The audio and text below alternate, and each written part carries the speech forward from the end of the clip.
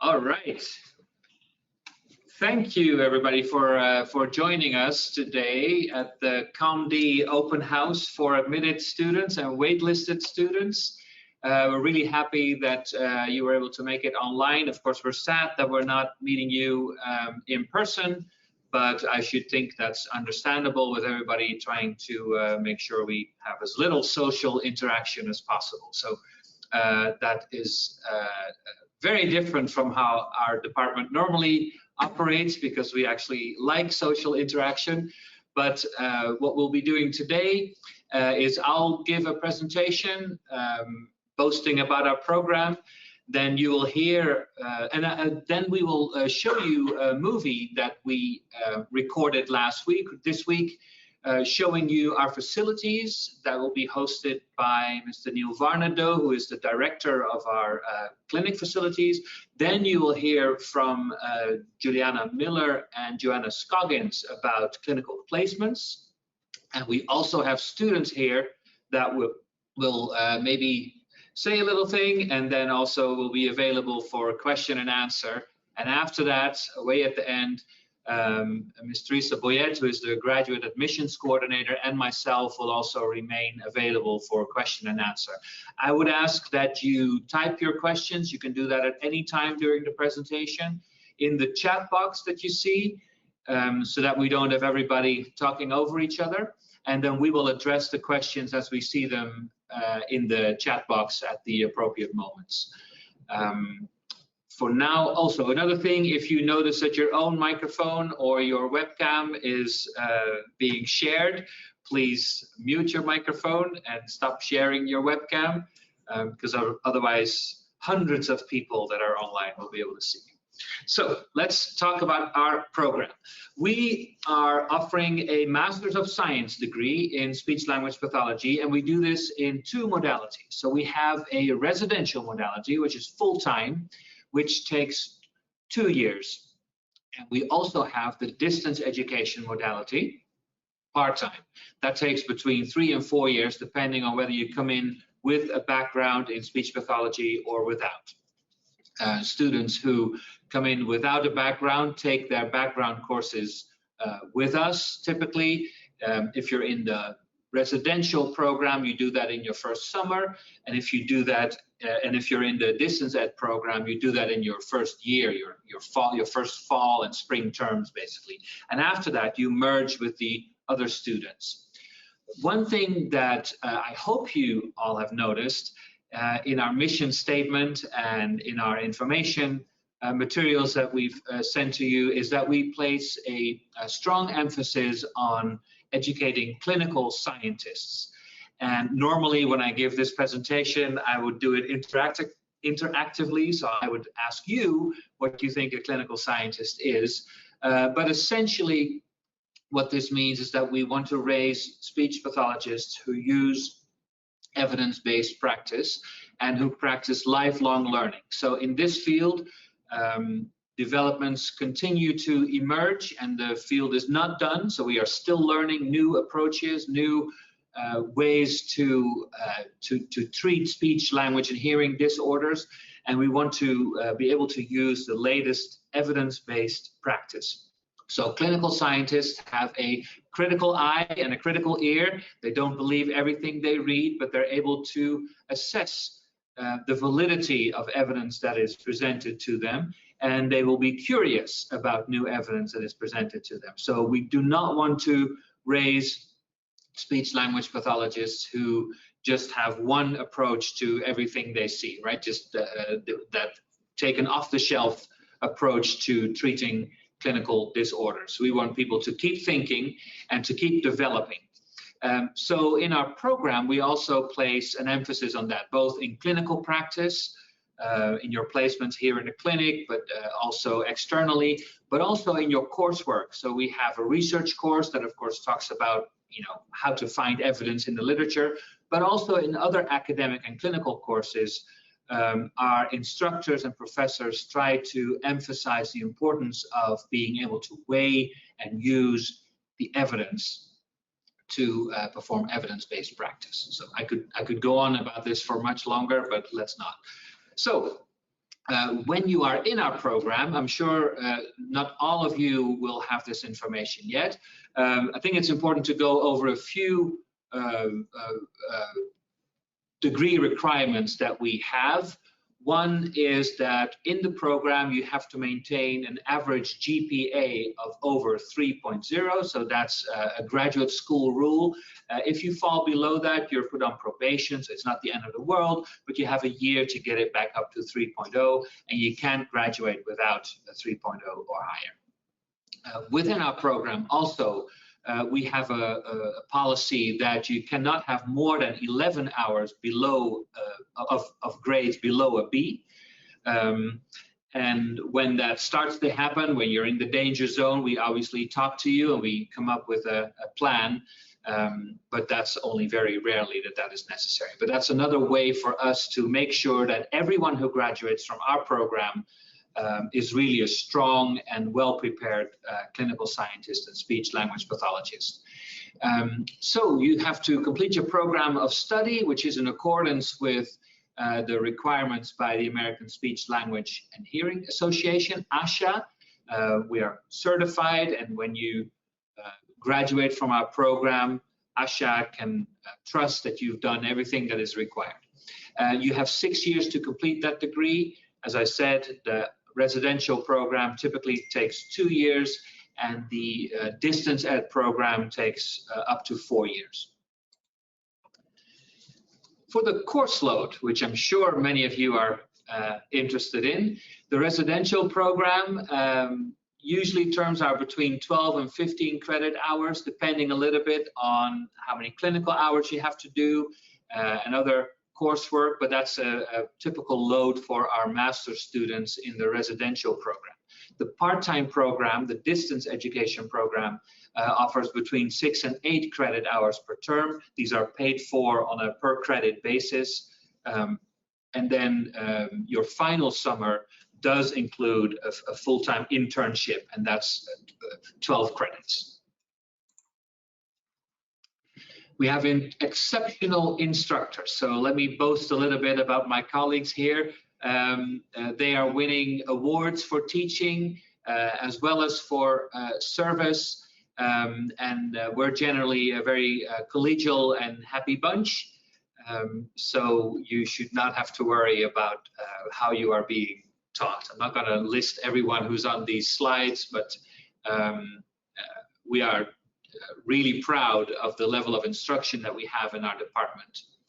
And we place great emphasis on novel ways to talk to our students and to instruct our students using SimuCase and other online measures as well, not only in the distance education program, but also in the residential program.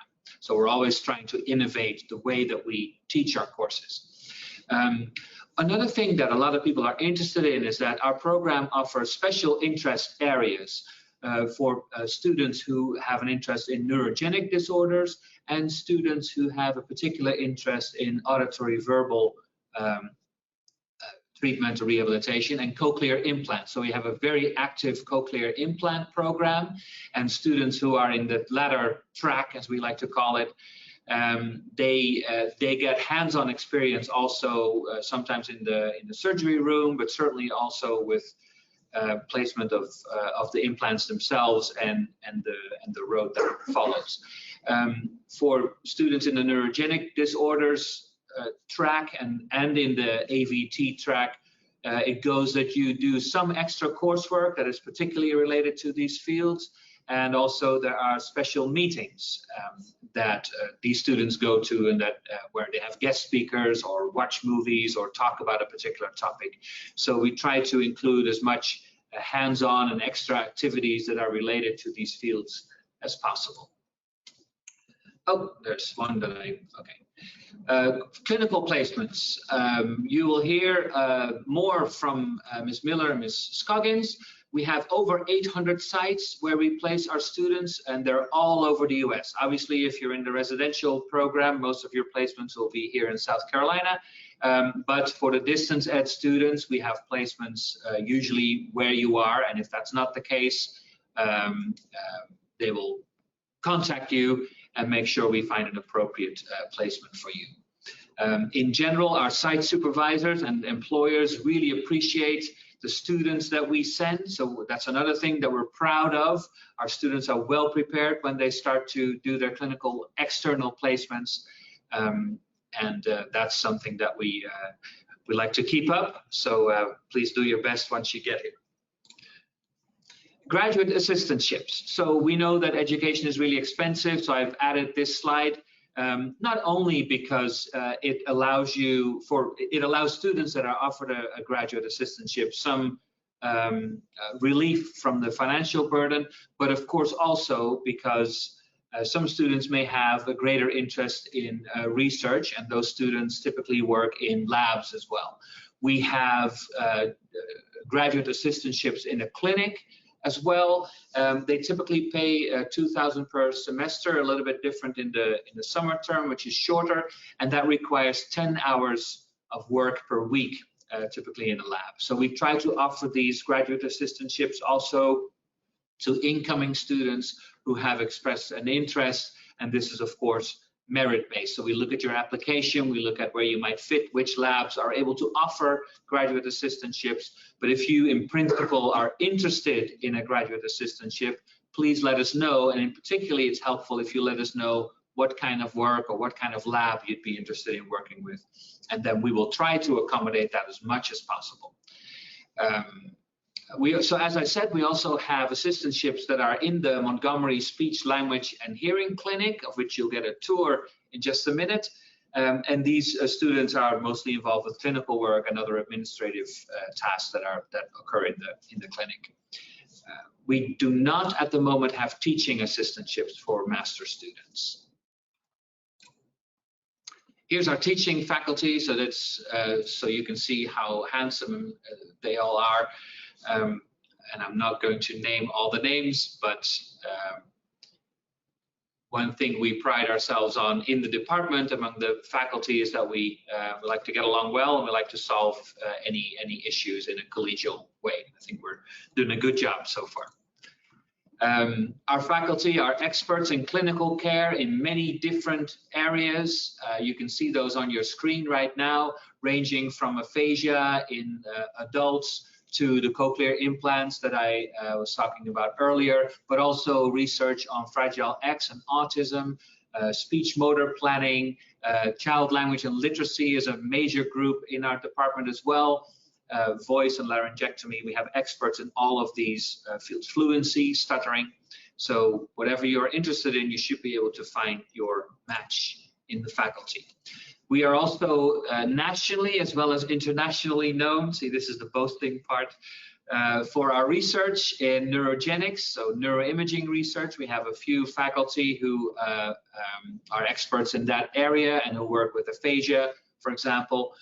We have experts on speech perception and acoustics, again, child language development and literacy. I think it's more by now, but we have at least $10 million currently in active grants. All our faculty are devoted to understanding how research informs how we best help individuals with communication disorders. In all these many fields, that's what we share, that's what we have in common. Student outcome data. At the end, towards the end of your tenure here in the program, you will do your Praxis exam, which is not organized by us, but it's an external exam.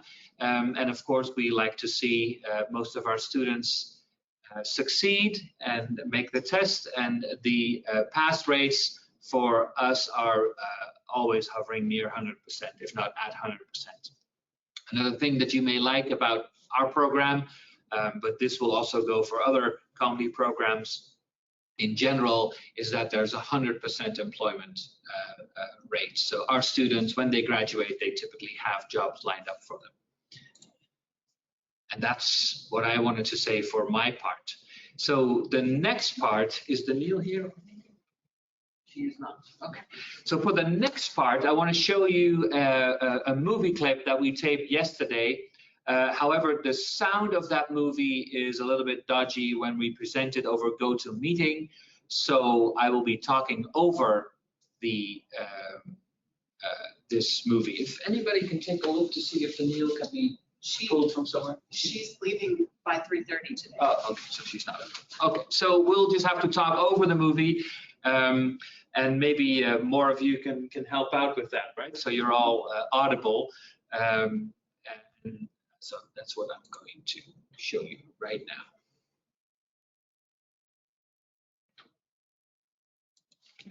I need to make sure this is off.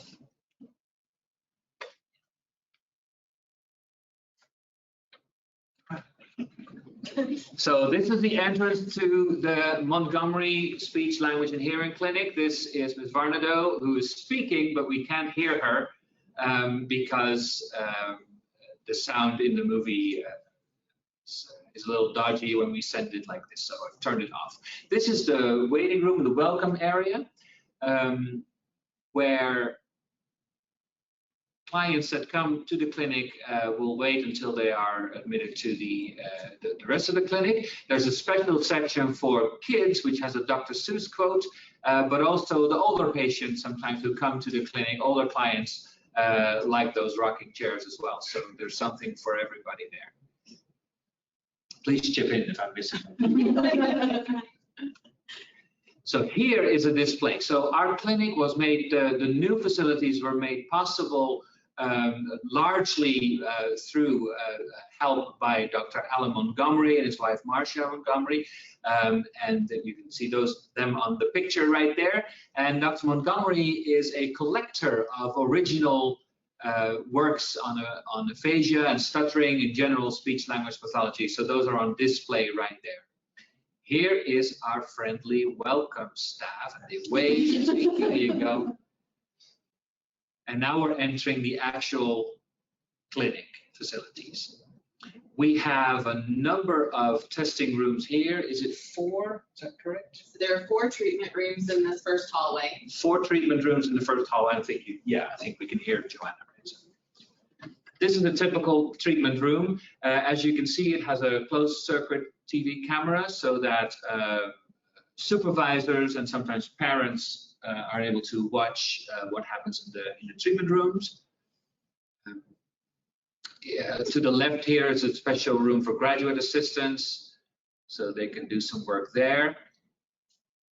Now we are walking. Oh yes, on the right here, there's artwork by some of the clients in the clinic. So they put that on display, and that always gives a merry atmosphere. And here we have another section where students can also find a quiet place to work. Sometimes there's cubbies for the graduate students. They can leave their stuff there if they're working in this area. These rooms are typically used for the older clients that come. So for example, the aphasia groups are held in this area, in these rooms. And to the right here, yes, we have the observation room, which houses 13, I think 12 or 13 computers where parents can sit and watch their kids in the treatment rooms, and students can also observe here. This is one of the larger treatment rooms that also has a smart board. And you can see Ms. Varnado is keeping a tidy place. So she's tidying up as she goes with her tour. And this room, like the others, has closed circuit TV cameras.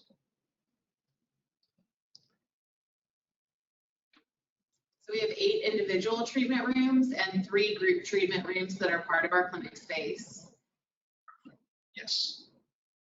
Ah, there you have it. That was Joanna walking by just now, who is now sitting behind.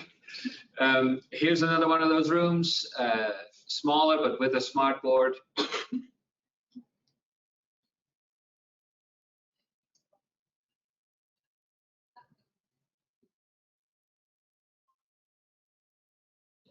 Right, so now we're entering the hallway where most of the clinical faculty are housed.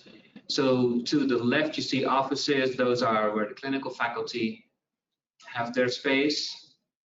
These are more treatment rooms? So those are research rooms so that we can do testing and see research participants. Excellent. And to the right, you see in some cases posters that show some of the research or other or clinical things that are going on in our clinic. This is another larger treatment room, which is also used for the aphasia groups and for other activities. Meetings and meetings. Yeah.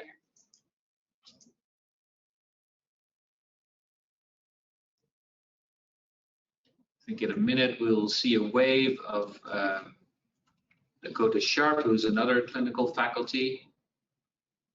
This is research on audiology that is happening in both the clinic and from our research faculty. And this is the audiology suite. So we have 2 sound booths here. And this is also where the cochlear implant program is essentially housed. So, and hearing aid fittings. The hearing aid fittings are done here as well.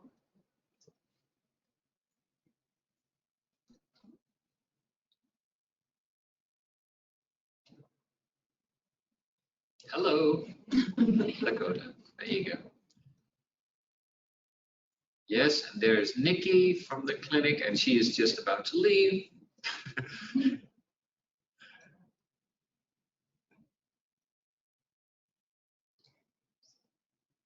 Now we're entering the rest of the hallway where mostly research faculty will be, or research labs are housed. So this is Dr. Klusek's lab, who does research on Fragile X and autism in both children and also in adults, mothers of children who have autism.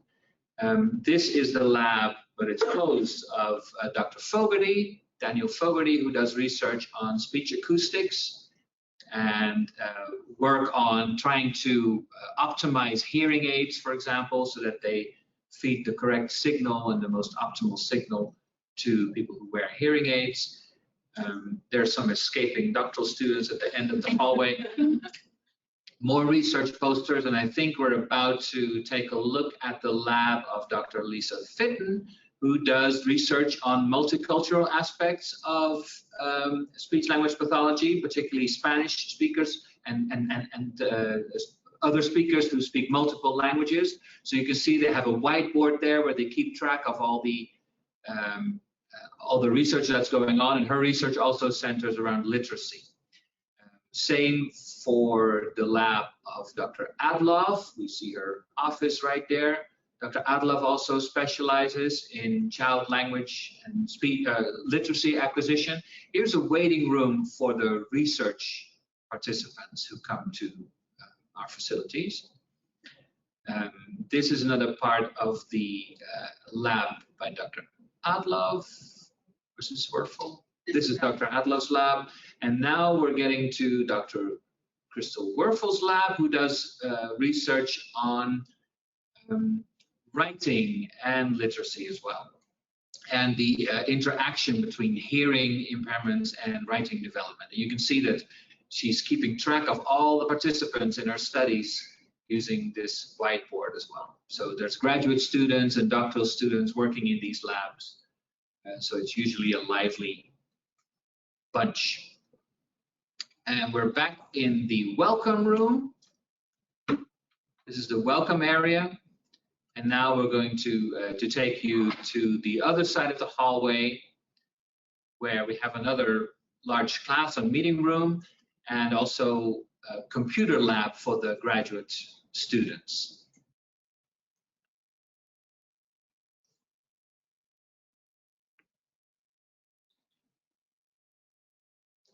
And if the camera would swing to the right, which it won't, you would see the entrance to the administrative suite, which is where the graduate director and me and the chair of the department and administrative staff are housed. Ms. Boyette is there as well.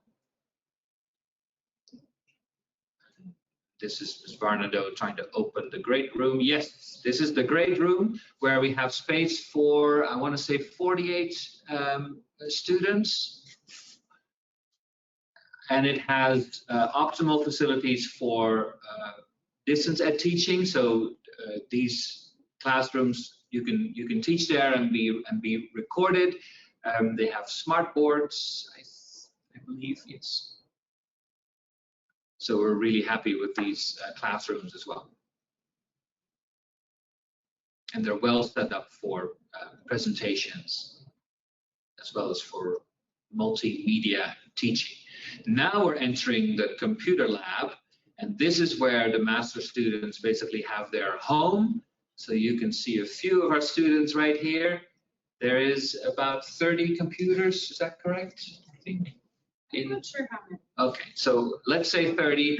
Around 30. Around 30, and this is a very nice area to the right here. It's like a quiet space for master students. You can close that door, and they can quietly talk to one another about their instructors. There, nobody else will hear. We did not bug that room. So everything else is bugged, but not. So students do a lot of work here, and they actually also have cubbies again. They also have some kitchen facilities. So there's 2 microwaves there, and should be a hangout place for master students. And maybe the students that are here today will be able to tell you a little bit more about whether that actually happens as well. Here's their whiteboard. So and another poster board notification for the master students. And that concludes our tour of the facilities. So welcome to University of South Carolina. For now, I'm going to hand the floor to Ms. Miller, Ms. Coggins. So I'm going to take a back seat, and they can talk to you about clinical placements.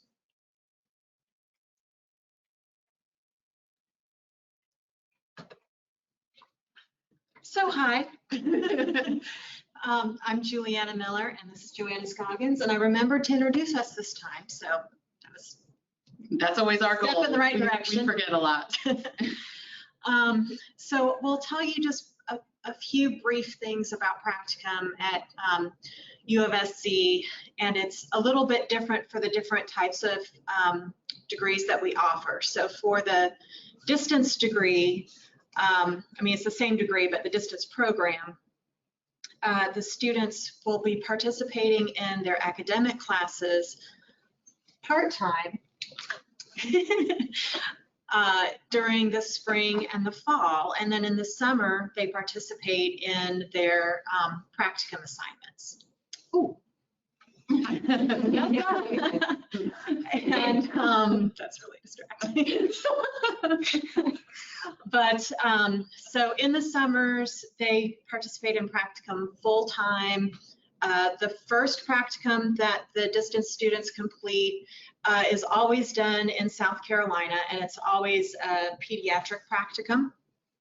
And then the next summer, they would do an adult medical practicum, and that does not have to be done in South Carolina. It's always our goal for that to be done as close as possible to where the student lives, hopefully within a short drive from where they live. And then the final practicum is meant to be as close as possible to what the student wants to do when they graduate. Of course, we understand that many students want to work in the schools when they graduate, and we do encourage that, but schools aren't typically open in the summer, so that would need to be some other kind of pediatric practicum. And then there's one other practicum right before students go to their final internship, and that is a kind of a mop-up semester where they're meant to get all the hours and skills that we know they won't get in their final internship. And the requirement for that is just 10 hours. So some students will do a full-on, full-time practicum just because they want to, but most of the time it's just meant to kind of mop up things that they need to get that they're not going to. And then our on-campus students are really kind of participating in practicum the entire time they're in the program. Joanna sets up their school practicum. About half of the class goes to a school practicum their first semester. The other half of the class is in the university clinic. And then the next semester, the other half of the class goes to the school, and the rest of the class is full-time in the clinic. And then external practicum happens for the remainder of the time students are in the program. They always have at least one client in the clinic, and practicum for both types of students, the distance and the on-campus students, is really geared towards thing number one, getting what you need to graduate, and thing number two, trying to tailor what assignments students get to allow them to specialize in what's most important to them and prepare them for what they want to do for their clinical fellowship. What else do we need to say? I think we're pretty good. Okay. As you guys have questions, if you type them in, we'll be here throughout the presentation so we can answer any questions that you have about practicum. All right, well, at that point, I see that I flipped because I was supposed to let you guys talk first and then do the virtual tour, but I think we're fine. Oh, that's Do you guys want to say something? sure. Do you want us to move? Yeah, why don't you move up? Please, audience, if you have questions, please use the chat box in GoToMeeting. We can read out the questions, and then students will be happy to answer them, I'm sure. I'll take the middle. Okay. All right. Well. Okay. Well, hey everyone. So I'm Liz. I'm Elise Jane. And I'm Lally. And the three of us are first-year master's students. So we're just finishing up our second semester. Technically third for Lally and I, because we both started in the summer because we didn't have backgrounds in speech-language pathology. But do you want to just say like where you went to undergrad? Yeah, so I went to Auburn University in Alabama, and I came in with a background, so I started in the fall. I went to UofSC here for undergrad, so I started in the summer with Lally. And I went to Birmingham Southern College in Birmingham, Alabama. Okay. So I guess, will we be able to see questions if they pop up, or you have to go right? You can try. You can see. I just don't know if we can see questions that come up. I think is actually for.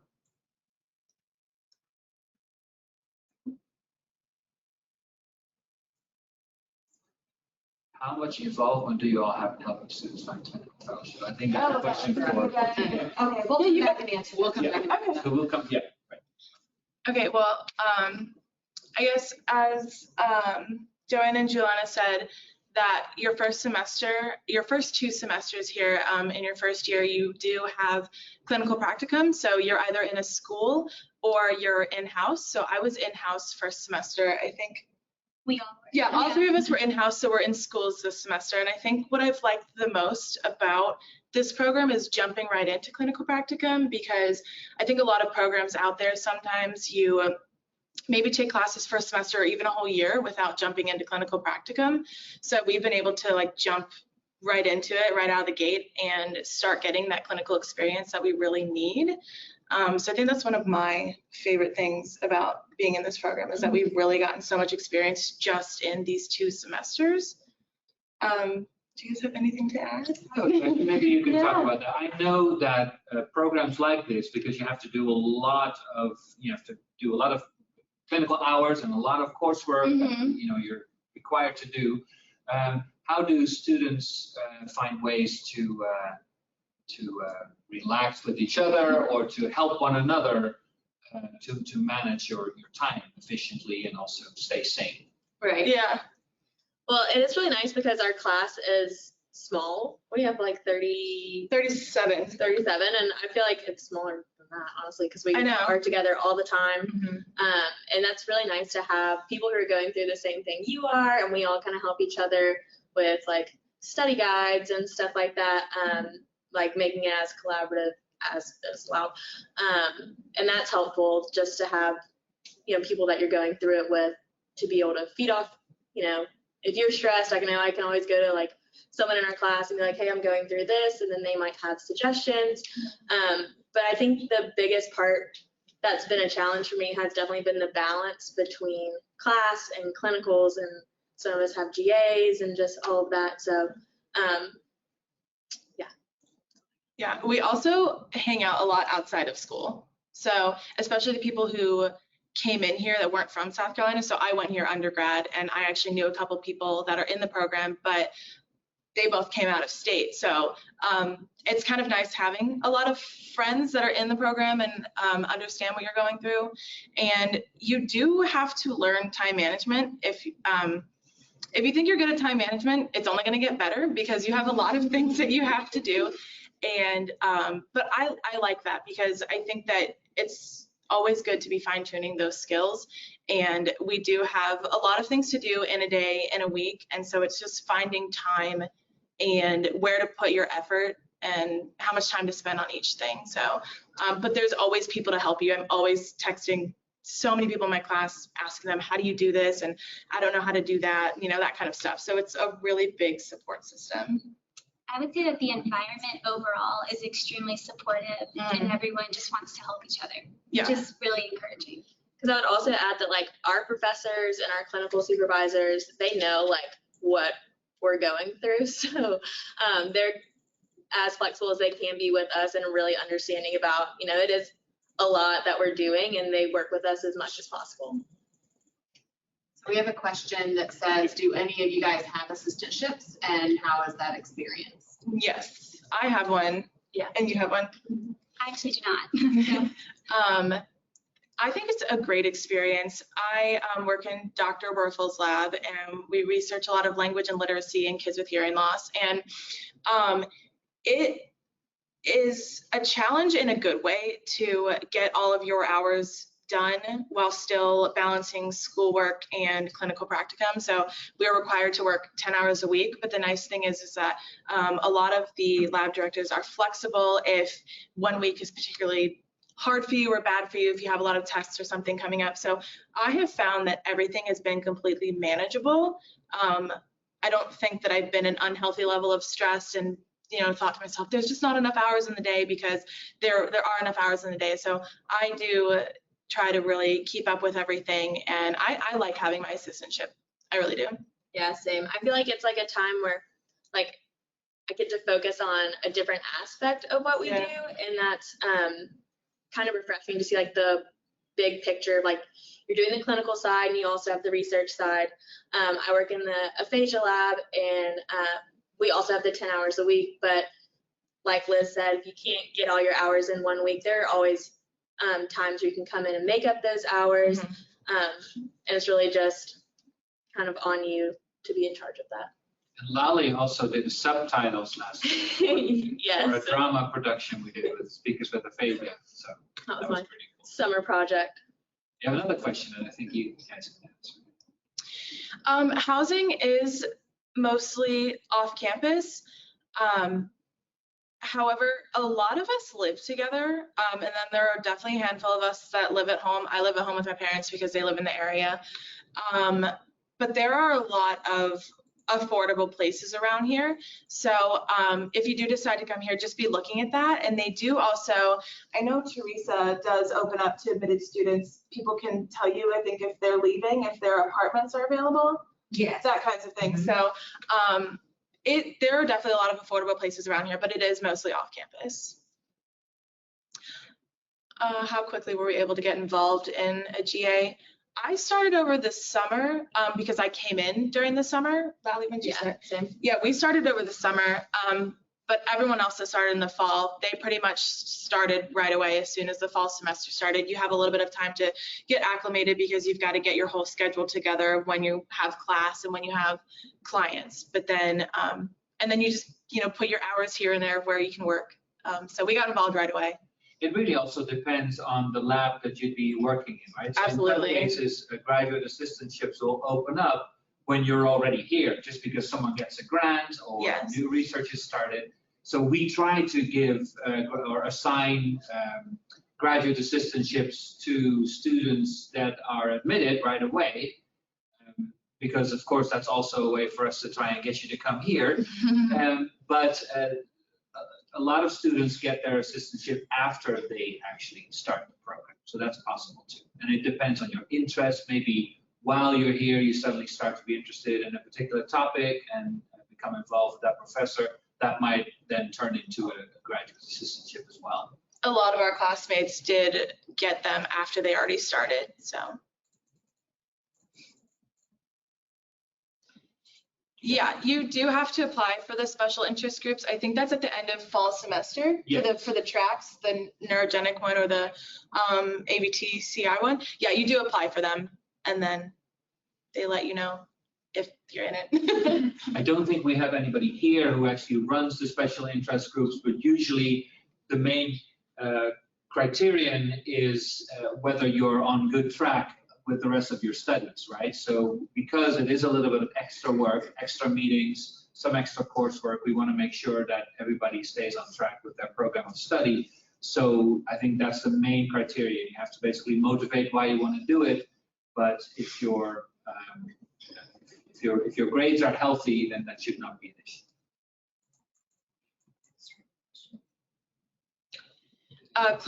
Clinical experiences in undergrad. I had nothing. I came from a public health degree. I'm sure you had a different experience. Yes, so Auburn had a communication disorders program for undergrad and grad school. And as undergraduate students, we were able to observe the graduate students. So that's how we got our 25 hours of observation. However, we never ran a therapy session by ourselves. So it was a little overwhelming, I'm not gonna lie, to be just thrown into therapy, but really having that hands-on experience will really help you learn as a beginning clinician. So it's for the best. Even if you think you can't, you absolutely can, because I remember like shaking walking into my first therapy session. I was like, this is not going to go well. This is going to be awful. But it went so well, and my supervisor was so great when I was preparing, and then throughout the session she was there. And you may not think that you're prepared, so feeling prepared, you may not feel prepared, but you will be prepared and you'll be fine. And another thing is you're never alone. Like, your supervisors are watching you, either like they're in the room sometimes for your first session, or there's cameras in all the rooms. So like if things start to go south, like they're right down the hall and you can run in and kind of help you out and get through your session with you.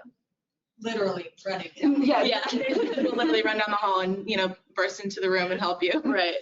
And wherever possible, we do have a policy in place so that supervisors will, wherever possible, be in the room with clinicians that first session, because we know it can be overwhelming.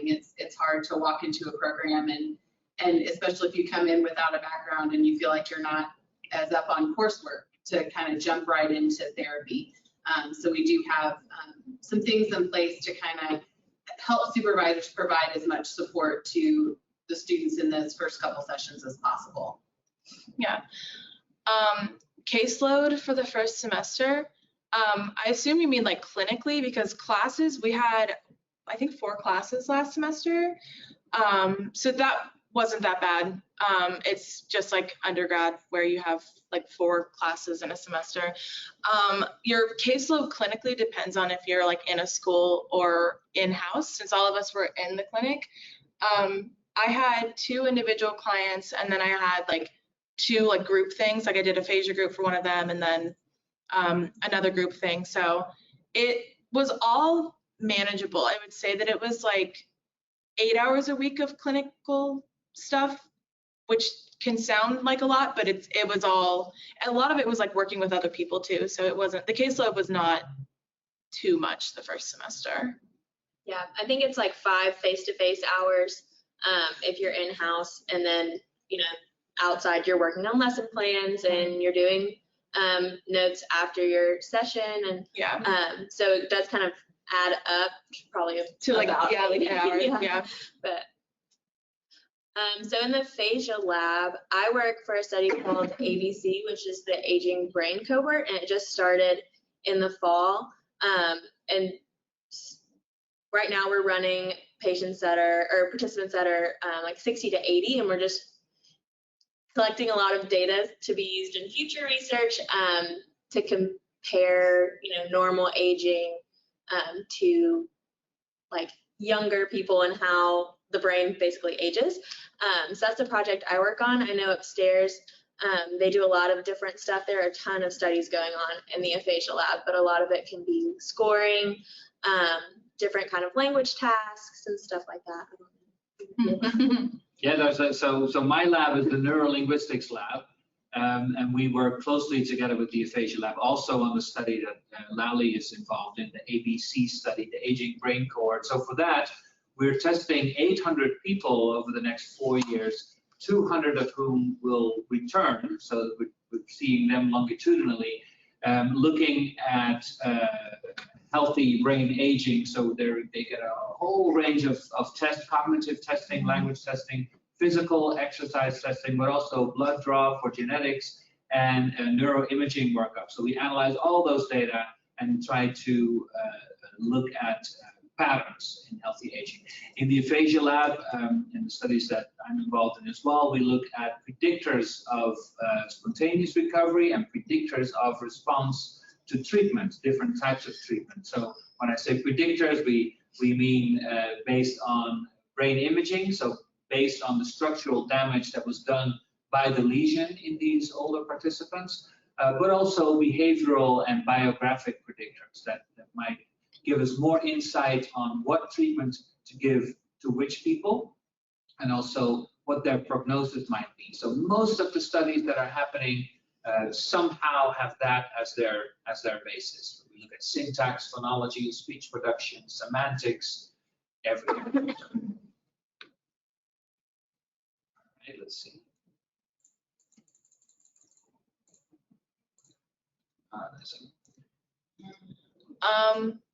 I would not have. So the question is for sorry. Do many students in the program find it manageable to hold a job outside of assistantships when they're part of the residential program?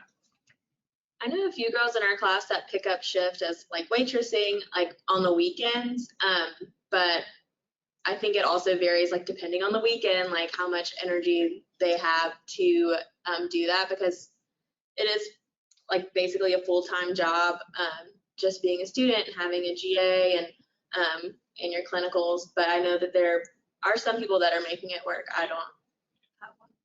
As graduate director, I would also say in our advisement, we don't advise it. Right? Yeah. So, it's but difficult. of course, it's the student's own choice. Ultimately, we don't stop them. But and I know there are some students who are able to make it work, like Lally says. But in general, we would say don't try and depend on that too much, because it will get busy at different points during your program. This is a very intensive program of study. So you do have to be prepared for that, also financially, when you accept your position. I agree.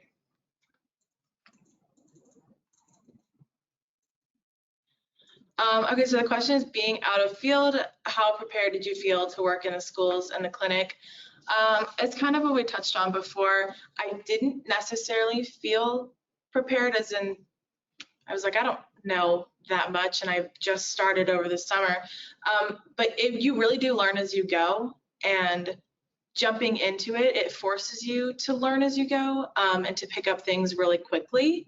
So I didn't necessarily feel prepared going in, but as soon as it started, it's never as bad as you think it's going to be. And I think also in the summer, so we do observation hours here in the clinic. We are in classes that are sometimes taught by clinical supervisors. So you get kind of familiar with, how things are supposed to go. And, it gets kind of boring during your observation hours. I know at the end I was like, all right, like I got this. I'm ready to just get in there and see what happens. It's nice that your observation teacher is sitting right here. Right. Yeah. Right. So I would say you get it done. Yeah, you do. You do. Parking for on campus parking. It's like every other large university. I get a garage pass because there are several parking garages around here. There are meters everywhere, but that's like Got a lot of parking tickets. Yeah, gotten some parking tickets. So I would advise that to look into parking options, because if you're going to be here all the time, you don't want to feed a meter for 8 hours a day. but I can see like if I'm like not in the clinic next semester or in the fall, maybe Biking. yeah, if I didn't live 20 minutes away, I would bike. There's like if you don't want to go the garage route, like I have a pass for like the lots, and there's one that's like a 15-minute walk from here, but there's also a bus that it's like a takes you up, shuttle. and like we're the first stop, and it's not too bad. Yeah. So there's a university shuttle system. If Yeah. you want to learn more about that, there's also information on the website of the university. Yeah. I just look into your options. Yeah. So this will probably be a question for Juliana and I yeah. about second year. After that, on average, how long does it take you to prepare for your clients each week? On average, how long does it take you to prepare for your clients? It depends what kind of client you have. And that's just the nature of it. Like some of them are easier, for lack of a better term, to prepare for, and then some of them take a little more work on the front end before you actually see your client.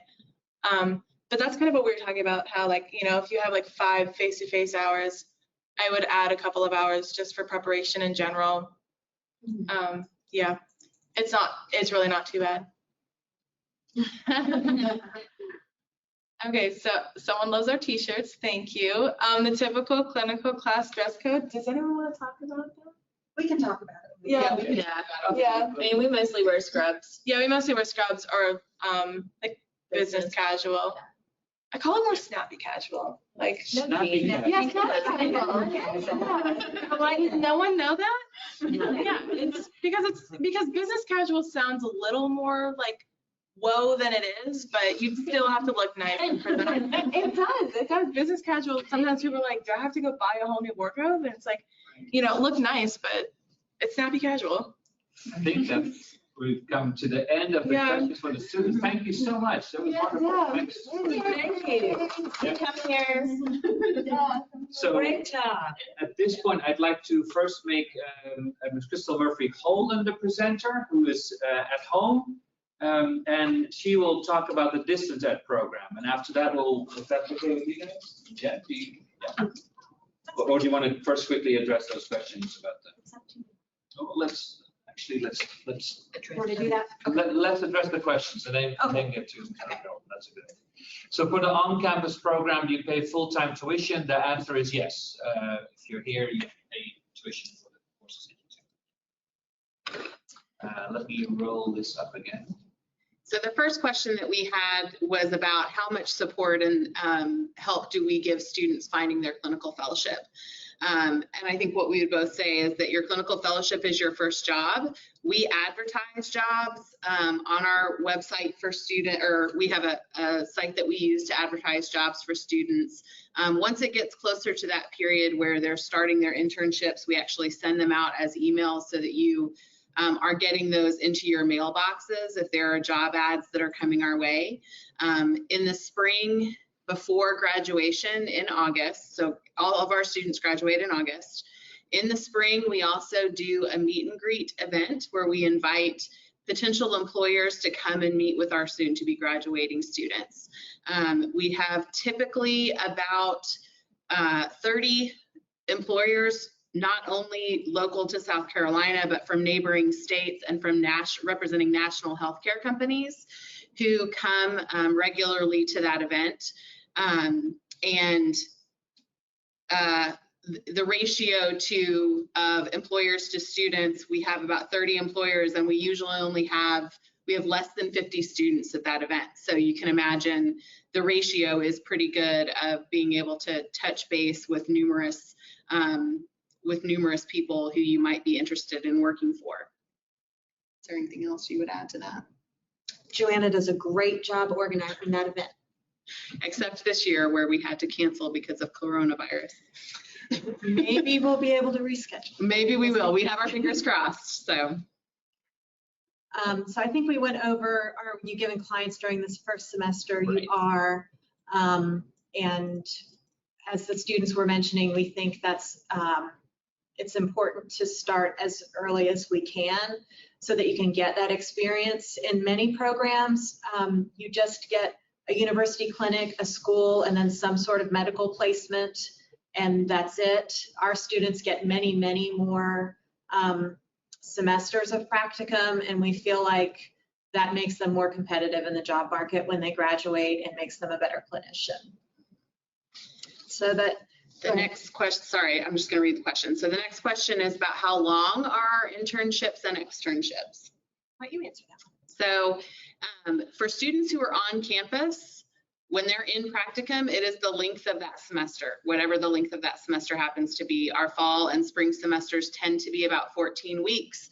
Summer semester is a much shorter time, so practicum ends up being about 7 weeks in the summer.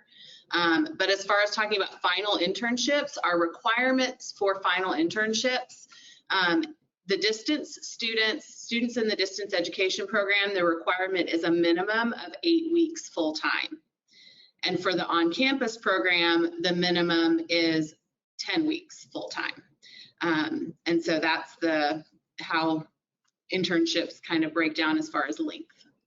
And then for the distance program, remember the distance students do their practicum in the summer. That first practicum that's here in South Carolina is usually around 6 weeks-ish. And then that second summer when you're with your adults, the minimum is 6 to 8 weeks, but we really recommend spending as long as possible, especially if your plan is to do pediatrics for your final internship so that you can try to get all of your requirements for adults out of the way in that internship. Because remember, thing number one is getting your graduation requirements done. So this next question is for the on-campus students, how exactly do the external placements work in the second year? Early on, Juliana mentioned that in the first year, there's a school practicum and an in-house practicum that kind of alternate. So you want to talk about what that looks like in the second year for the on-campus students? So in the second year, there's a summer, there's a fall, there's a spring, and then there's the final internship. About half of the class can go out in the summer unless there's a pandemic. And then everybody goes out to an external placement in the fall and in the spring. It's typically 2 to 3 days a week. Where that would be really depends on the communication that we have with the student. We need to meet with all of the students in preparation for every practicum semester, and we talk about what are your goals, how are you doing in relation to the graduation requirements that you're trying to earn, where do you want your final internship to be, and everything is really tailored to what the student needs to graduate and what they're trying to do with their life when they graduate. And so where those placements occur depends a lot on what the student's goals are going to be. Some sites require that students apply, but a lot of our sites are places that we're just able to call up because we have a relationship with to ask for placements. So some of your placements, for example, if your goal is to work in a hospital setting in acute care, then you can't just go to acute care your very first day. You have to have clinical skills and academic knowledge in order to be successful in that setting. And so we kind of need to work backwards from there to make sure that you have the knowledge and the skill you need to be successful in that setting. Okay. Did you want to talk more about the dress code? Or? Oh, we can talk about the dress code. So the dress code here on campus for our clinic, as Liz mentioned, is scrubs. So students are allowed to wear scrubs as long as they are solid colored scrubs. So we don't allow prints. And then as far as the dress code goes, snappy casual, I like that because business casual freaks people out. They think, oh, I've got to have like a suit. No, it's just, you know, you have to be presentable to be working with clients. So we, you know, we go over that and talk about that a lot with students, but things like, you know, leggings are not pants, you know, things like that. But, you know, we don't allow shorts, things like that. But nice pants and a blouse or a nice dress, as long as you're covering up the parts of your body that are important to be covered when you're working with kids or with adults, really, you know, that's really where we kind of draw the line as far as the dress code goes. You do need to consider things like will you be sitting on the floor with a child? It should be modest, but other than that, our students are pretty good about dressing professionally and appropriately. All right. I think that's, we have one other question that you may also notice. I think that's a really good question, and I don't particularly have them. So a lot of them we can answer. So I'm interested in working with transgenders and helping them with their voice, and was curious what this program has to offer for it. Yeah, do you guys want to ask that? Or? So we have some really, really excellent clinical supervisors here. All of them are wonderful in their own way. They specialize in different things, but are kind of in general excellent clinicians and clinical teachers. We do have two that are more attuned to providing voice services. To my knowledge, we haven't had a person that is transgendered as a patient here in the clinic. Not for voice therapy. Not for voice, but I feel confident if we did, we have people that would be qualified to serve them. So, yeah. So we don't have an active research program on it, but we have the expertise at the technical facilities. So yes. Correct. Welcome that. I think all the other questions are something that Teresa and I can address later on. So then, thank you so much. No problem. Then I'm going to make Ms. Murphy Holden a presenter for now. And then, we do have one. On your on-campus clinic, are the therapy sessions more drill-based or play-based for pediatric populations, or are you more geared towards the adult population? We serve both children and adults here in the clinic, and the approach would be based on what is best for that client, and that would be determined by the supervisor who is working with the student to provide services for that client.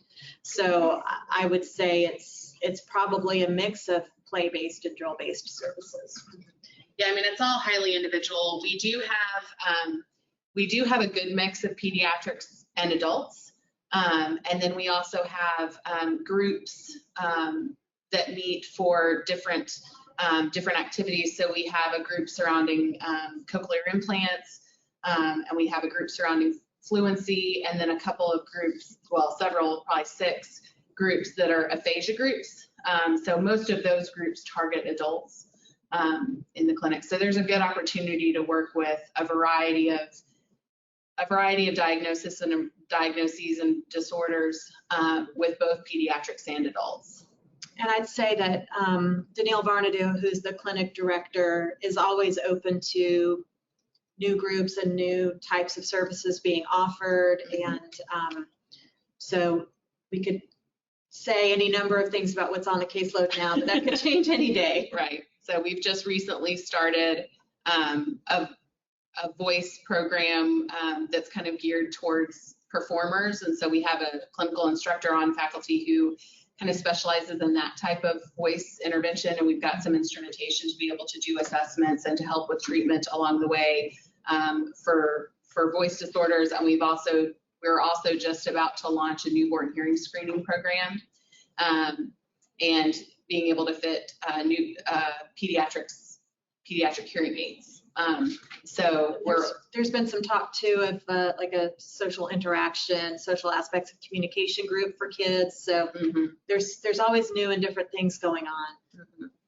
Do the students get an opportunity to learn about teletherapy? Well, right now,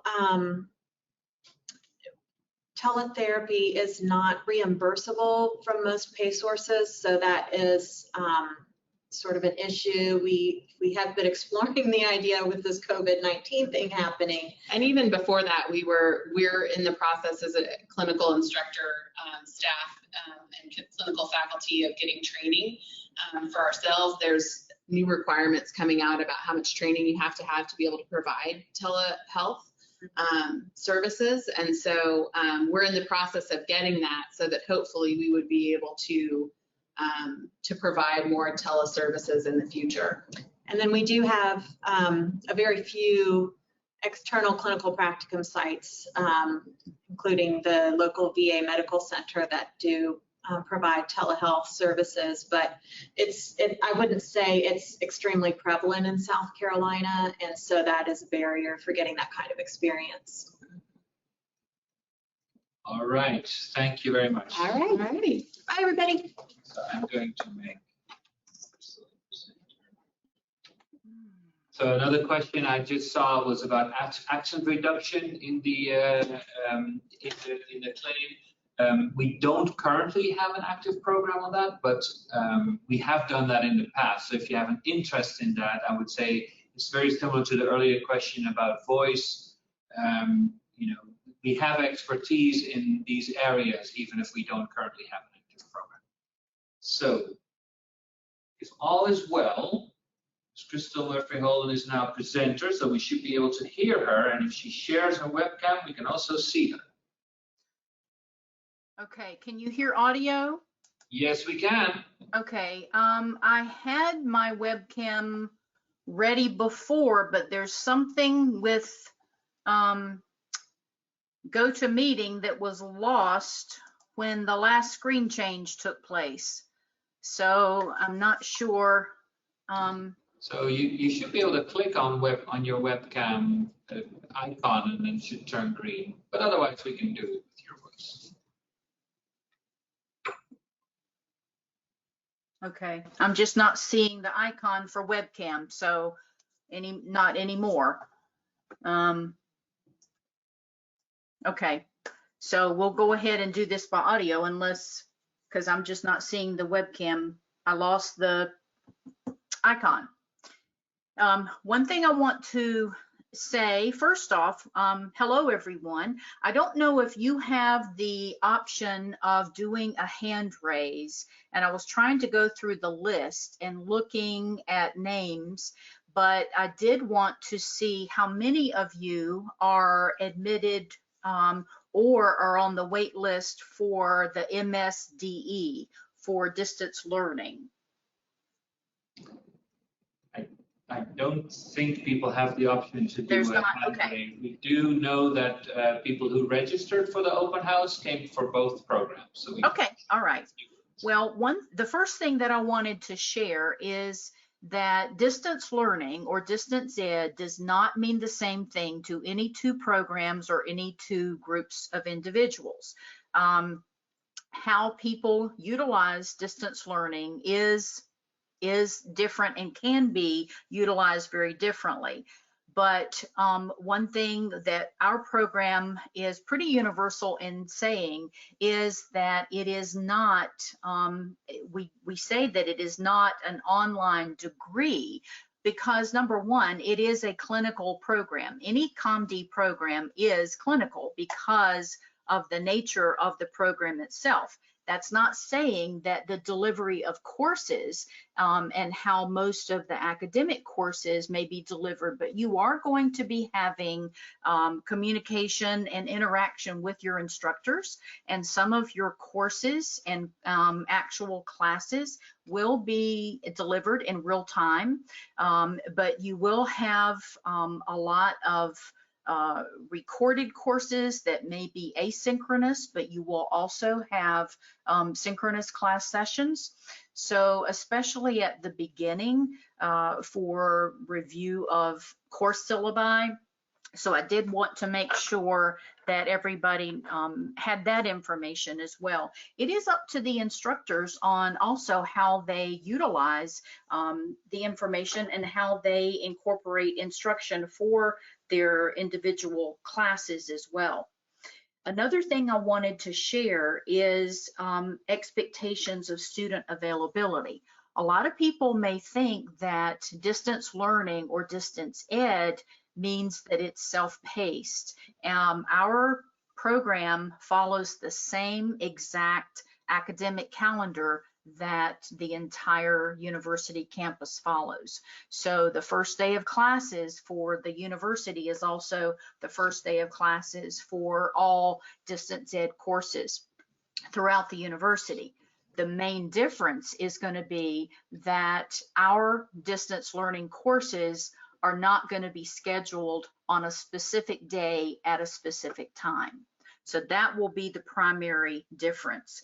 As far as student availability, we do say that for that during the semester that students are to be available, and you do have to have access that for email, phone, internet throughout the time. We do expect that students are not taking vacations during the academic semester, because there also is testing that is taking place.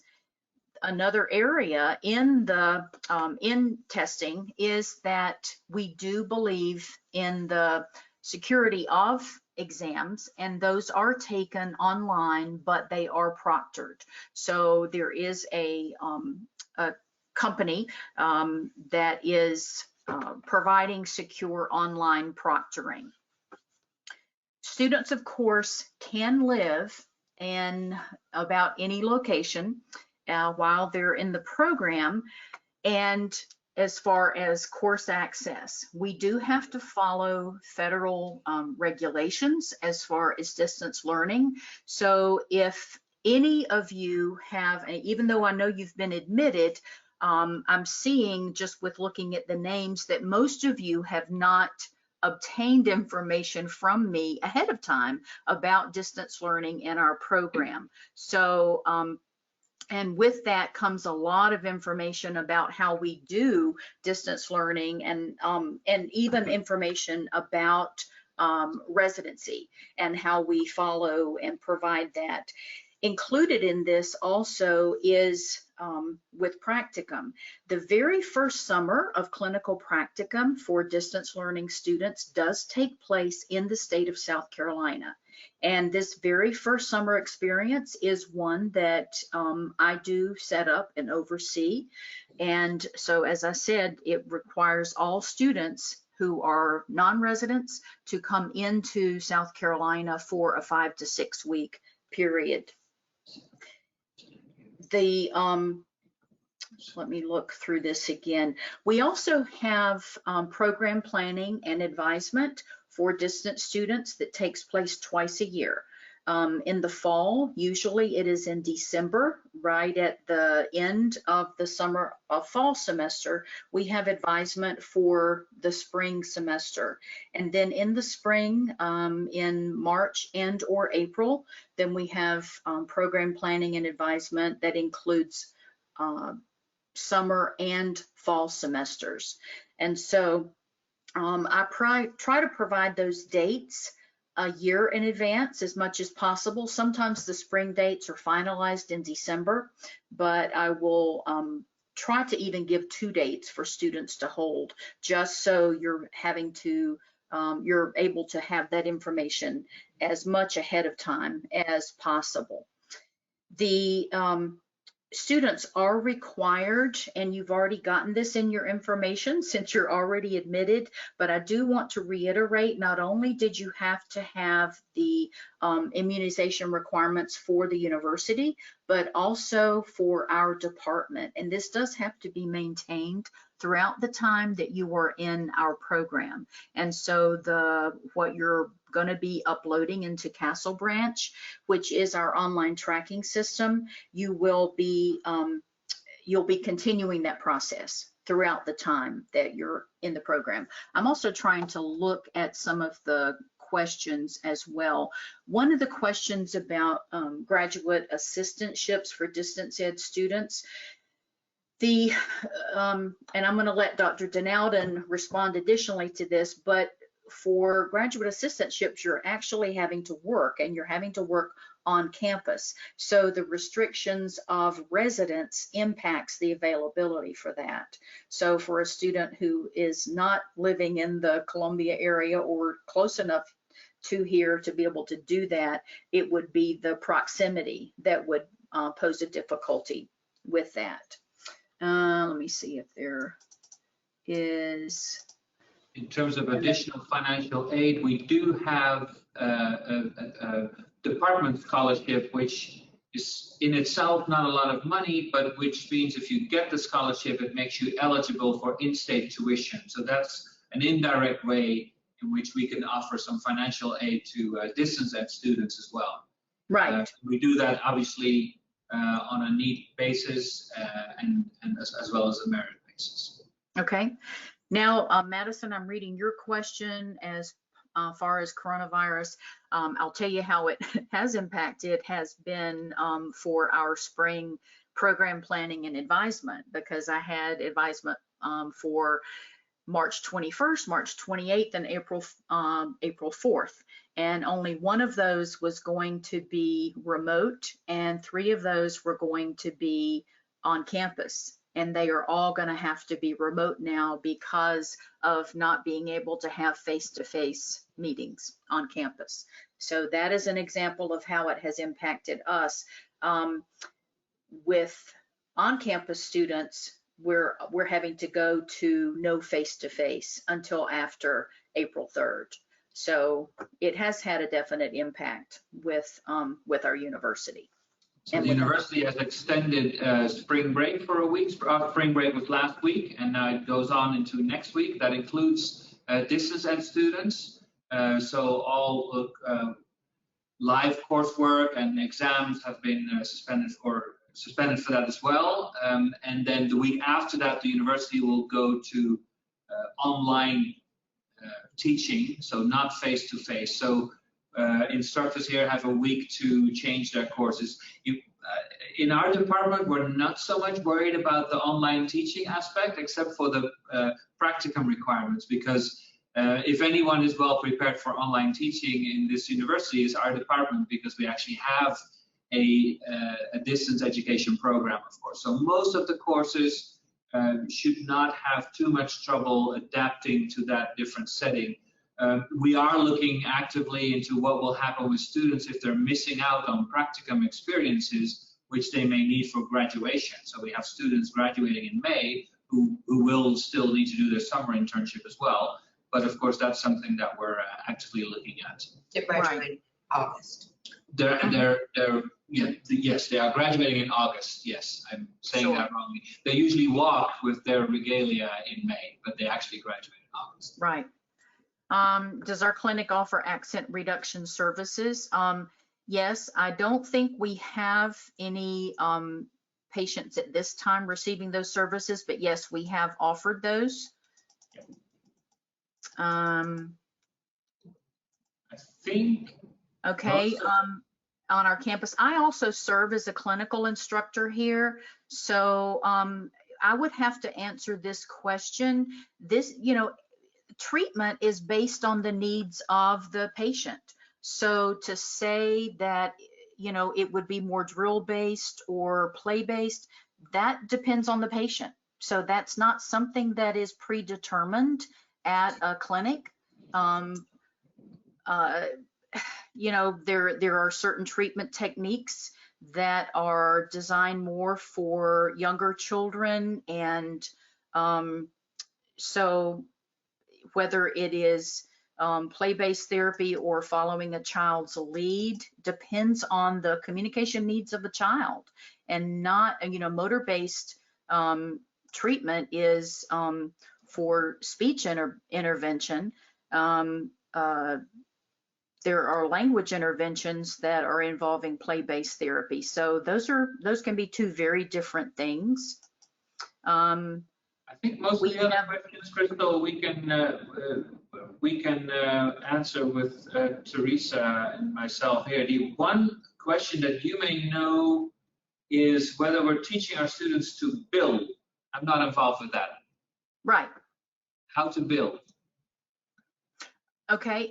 Well, the clinical instructors do all of the billing, but students are, like when I do billing, I'm always informing students on on what I'm billing and what that is based on. So if if a patient has arrived late and I'm having to reduce the amount of billable units because of that, then I share that with the student and share ethically why I had to do that.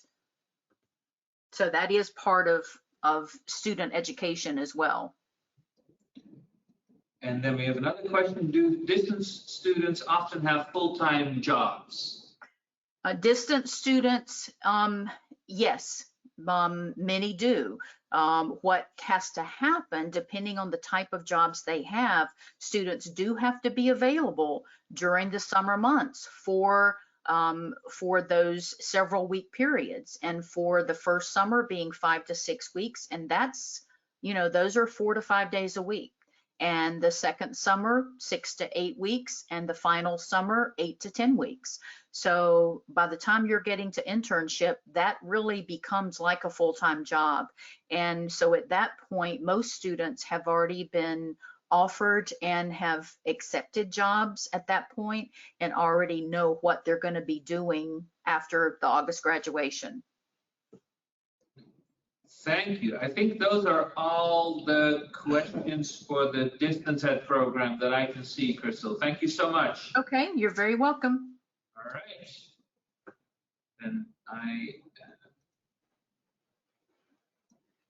okay, so at this point, we have a cameo performance. Dr. Montgomery just said he has a story to tell, and I'm going to give him the floor, and after that, Ms. Boyette and I will remain available for some last questions that you may have, okay? Okay, my name is Hal Montgomery, and I've been a therapist since 1961, and I'm on the faculty here. Last week, I was walking through the waiting room that you just saw, and there's a mother and about a 4-year-old child seated there, and the 4-year-old boy said, "Good morning." I said, "Well, nice to see you." And his mother said, but her name was Johnny, "It's afternoon." He said, "Oh, good afternoon." I said, "Well, it is a good afternoon. Thank you." And I walked through. About 5 minutes later, I came back. I'm carrying a briefcase. I'm dressed with a sports coat. Walked through, and this nice kid said, "Are you a doctor?" I said, "I'm a science kind of doctor, but I do carry a case that looks like a doctor." And he says, "Oh, yeah, okay." And I turned to walk through, and he turned around. I noticed he had a cochlear implant. Now that blew me away.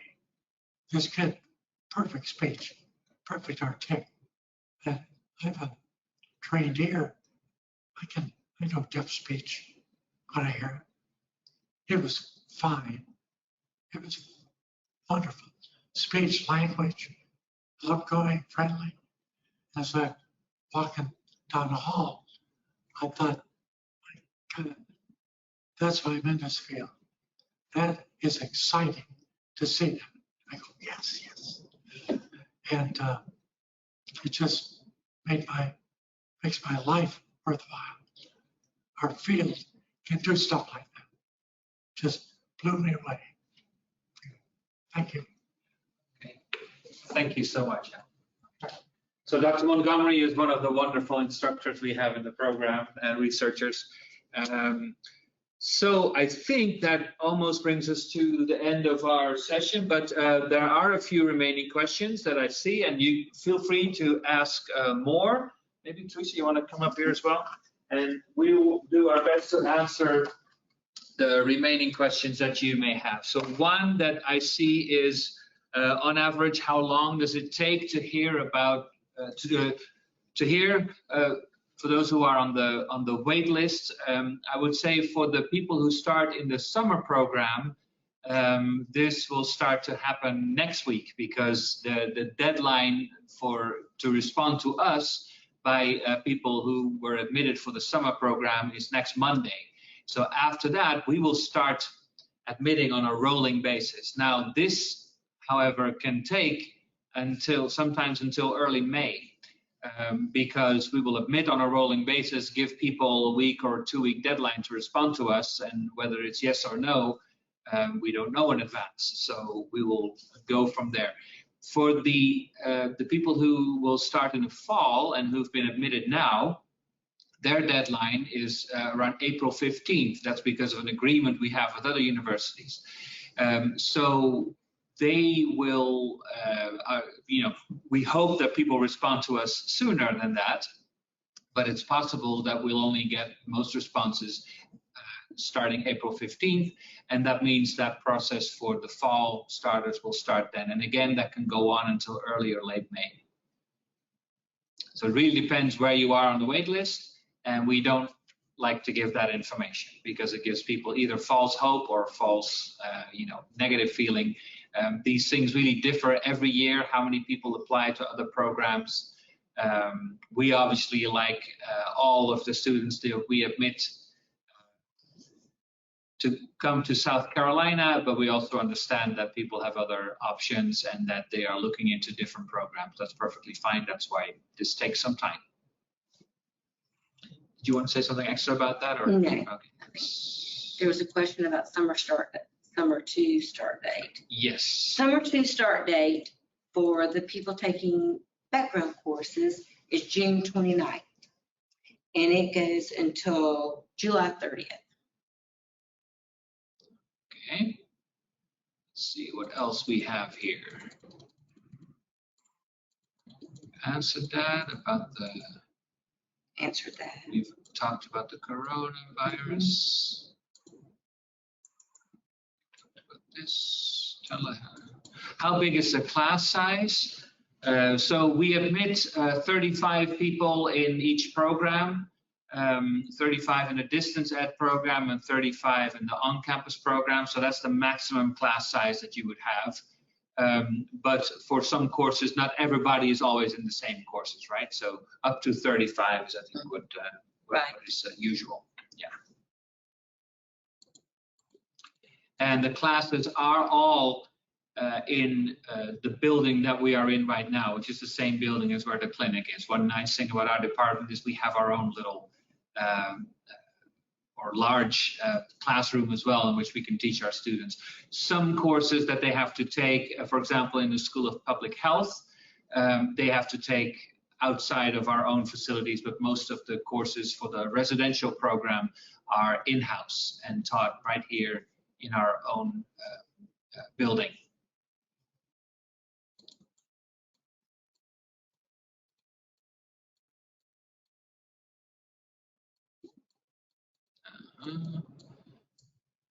How long is the waiting list for distance ed? It depends for the fall and the summer, but it's plenty long.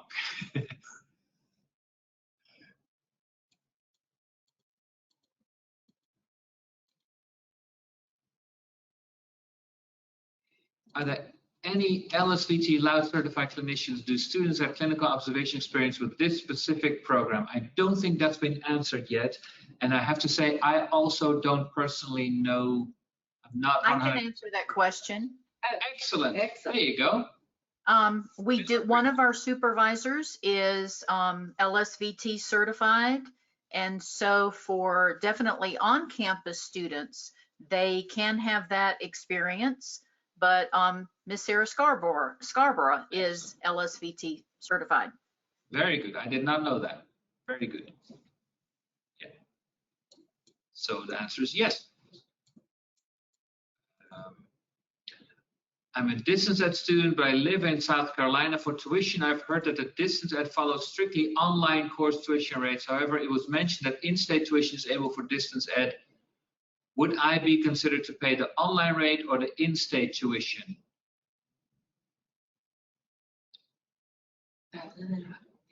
You will pay in-state tuition rate. Yes. So there's no online course tuition rate. You pay, so I think what you mean maybe is part-time. So we don't have online course tuition rates. We have the part-time rate, which basically means you pay per credit. And that's what the students in the distance ed program do. But then there's still a difference between paying for each credit with the out-of-state rate and the in-state rate. So if you're eligible, if you live in South Carolina, then you pay in-state tuition at the part-time rate, so per credit. All of the tuition is also broken down, as we cannot quote fees. We're not at liberty to do that, but it's broken down on our homepage, www.sc.edu/COMD. Click on future students, and it's in the middle of the page, tuition and fees. And it's broken down very step by step. Yeah. We have a general question here. Do clinicals cover all age groups along with a variety of speech disorders? Yes, certainly. So ASHA has a particular number of required hours that students need and required experiences that students need in order to be able to graduate and be eligible for certification. We go above and beyond that. So our students typically do more hours, they get more experiences, and that's a positive thing.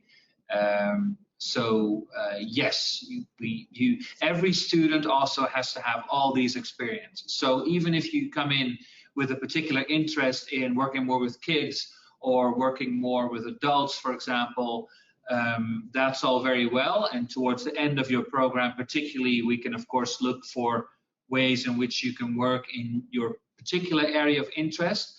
But every student needs to have the basics covered. So every student will get experiences with both kids and adults in many different types of disorders and settings.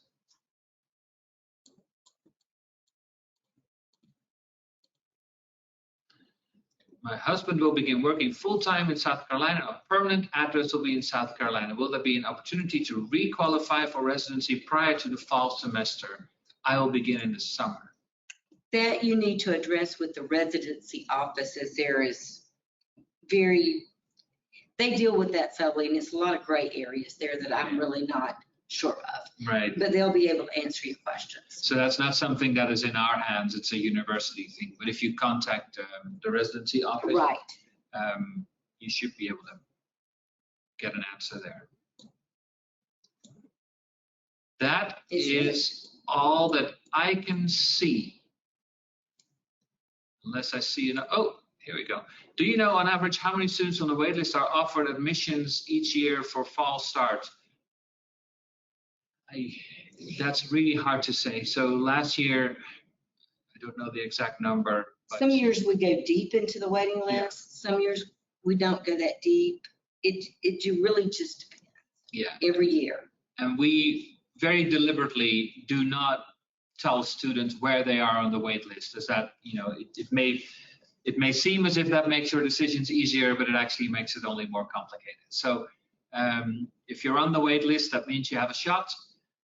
And it's really up to you to let us know whether you are willing to remain on the wait list or not. And also up to you to determine if you have an offer from somewhere else to accept it or deny it. That's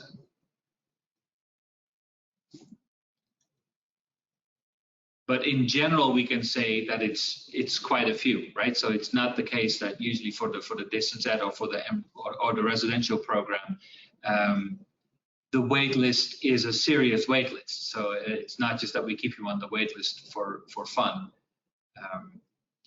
We hope to be able to admit you. Another question I see. Let's go up. If you were offered a GA-ship, are they difficult to find in other departments? Should I wait until the semester starts to see if one becomes available with research grants? So the graduate assistantships that we currently have available, I've asked faculty, how many students will you be able to place in your lab at this point, right? From the people that we admit right now. Those numbers, we've made offers to the students that are good fits with those labs, and we're obviously waiting to hear from them to see if they accept their spots. If you have an interest in a particular graduate assistantship, I would say let us know. That it doesn't hurt at all. I'll make a note of that in your, on your file, that you have an interest in working with a particular person. At the same time, it doesn't hurt at all to start looking around in other departments and also in the School of Public Health and Administration. Right. We have students that find them all over campus, and we suggest, as we had stated earlier, to only get a 10-hour assistantships, because some have 20-hour, which our students being full-time and with the course load practicum, it's very hard to do a 20-hour assistantship. Yeah. You could ask them, though, if you did find one in another department, if they could split it. Make 2 10-hour assistantships, get 2 people. That's always, you could always ask. But a lot of our students have them in other departments, and they just have to call, go online, find their phone numbers, and just go from there. It's kind of like, beat the bushes for them, but they're there. So we do have another question, which is not for us, but I'll highlight it anyway, so that everybody who wants to respond can do that, from Susanna Lee. And if anyone is coming to UofSC from out of state and does not have any housing roommate plans figured out, please reach out to me. So I do also, when you send your letter of intent and your check and you accept our offer, I send out a orientation packet that you will need to start work on, and in that packet is a roommate list and also some suggestions about housing in Columbia. So send me your checks and your letter of intent, accept our spot, and I'll send you this, and I'll compile a roommate list, send it out, and let you work it out from there. So that's always helped too. Oh, we see another one. Yeah. Yep. If we are offered admission from the wait list, will we receive email notification first, or do we need to be consistently checking the online platform SITCAS? No. We send out emails just like we did for the waiting list. It will come through the SITCAS portal, but I'm sending it to you like I did your waiting list letter. So you will get an email. Yeah. I think we've had a few issues in the beginning with people not getting their emails through SITCAS. So if you feel that you've not received information, I think we've got everybody fixed now. Okay. Otherwise, I'd say please let Miss Boyette know, and then she can check whether things have been sent to you. Right? But only if you really think there's something missing. I really think everybody is fixed now, because a lot of people had to change their email address in SITCAS. So that was something that was out of our hands, but I think we got it. We got it down. All right. Is that the last? That looks like the last question. Well, thank you so much for coming online. We're sorry we had to do it this way. We'd rather see you in person, obviously, and show you around. We're really proud of our facilities, obviously. I hope you've noticed that. If you have other questions, feel free to contact me or me. I'll be glad to talk to you. Yes, and I hope we've been able to help you out a little bit with your with making your choices. So all the best. I hope you won't have to go in quarantine. Stay safe. Stay safe. Wash your hands, and we hope to see you either in the summer or the fall in our program. Bye-bye. Bye.